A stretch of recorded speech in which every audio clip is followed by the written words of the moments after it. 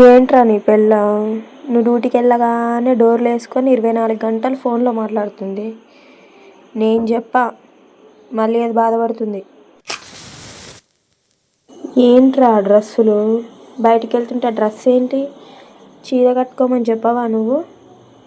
నేను చెప్పను, మళ్ళీ అది ఫీల్ అవుతుంది. పక్కింటి పిల్లోడికి వాళ్ళ మామగారు బంగారం పెట్టారంట సంక్రాంతికి. నీకేం పెట్టారు అని అడుగుతుంది. మళ్ళీ అమ్మాయిని అడక్కు, ఫీల్ అవుతుంది.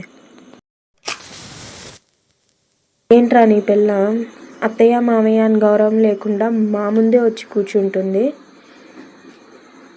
నేనైతే చెప్పను, మళ్ళీ అది బాధపడుతుంది.